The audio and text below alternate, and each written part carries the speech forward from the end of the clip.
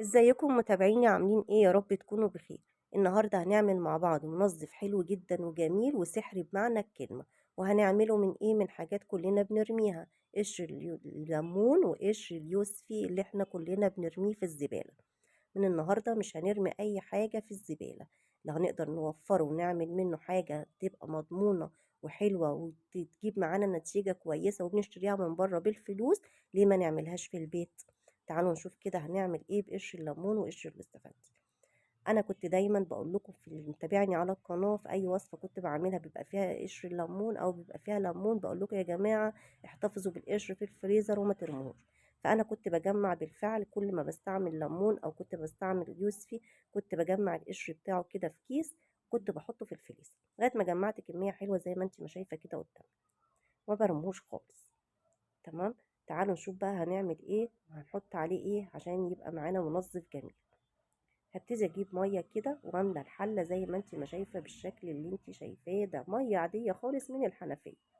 هحطها عليه واحطه على النار لغايه ما اخليه يغلي كويس جدا، والاقي قشر ليمون كده ادوس عليه بايديا الاقيه استوى. ادوس برضه على قشر الاستفندي الاقيه مهري ومستوي.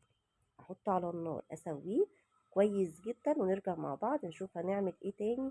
باقي الخطوات نكملها مع بعض. نحطه على النار ونرجع مع بعض. كده خلاص بعد ما استوى معايا على النار بالشكل اللي انت شايفاه ده، خلاص اتهرى كله.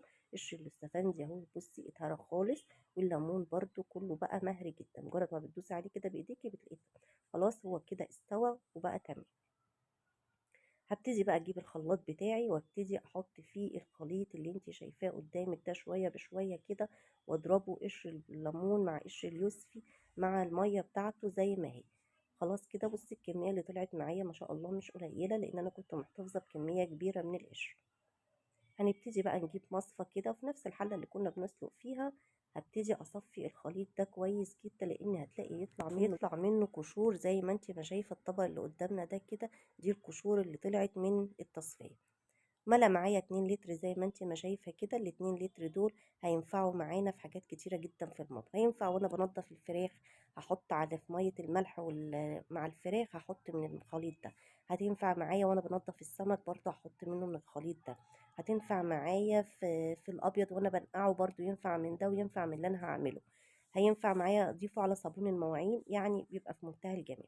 طيب التاني ده بقى عشان تزودي النضافة بتاعته ويبقى معانا قاهر للدهون فعلا، هتحط عليه ملح ليمون وكربوناته، وهحط عليه كمان خل ابيض عادي خالص من اللي احنا بنستعمله للاكل. بصي الفوران اللي هيحصل معانا ده بجد بيعمل فوران وبيبقى منظف حلو جدا وبيبقى سحر بمعنى الكلمة.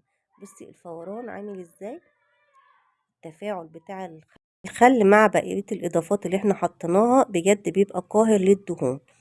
بس يفضل ان انتي تقلبي الاول ملح الليمون والكربونات والخل مع بعض الاول بره تدوبيه وبعدين تحطيه، لان كلكع معايا زي ما انتي ما شايفه كده في الخليط.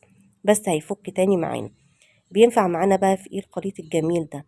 تقدري تحطي منه على الاحواض والتواليت والاسطح اللي تنضفي بيها طاهر ومعقم. تقدري تحطيه في ميه المسح وانتي بتمسحي. بجد ما فيش غنى عنه في البيت ابدا. اي حاجه هتنضفي بيها تقدري تنضفي بيه، تبخي بيه على الحيطان ومع الصابون وتقدري تنضفي بيه. شفتي تبخي دي بخي بخة كده منه يعني على الحيطان. خلاص كده انا عملت كل الازايز اللي معايا عبيتها. لما تيجي تقفلي الغطا يفضل ان انت ما تقفلهوش للاخر، يعني ما تضغطيش عليه قوي وانت قافلاه، خلي شويه كده عشان لما يتنفس او يبقى يبتدي يتفاعل مع بعض ما تلاقوش فار كده وعمل صودا زي بتاعه البيبسي. فمش هنقفل الازايز كويس قوي، خليها مهوية كده. لو لسه بقى ما حطيتيش اللايك يا ريت تحطي اللايك وتعملي اشتراك في القناة لو لسه ما اشتركتيش. تفعلي زر الجرس تخليه على الكل عشان يوصلك مني كل فيديوهاتي وكل جديد. تعملي مشاركة للفيديو عشان المعلومة توصل للكل. وانتظروني في فيديو جديد ان شاء الله.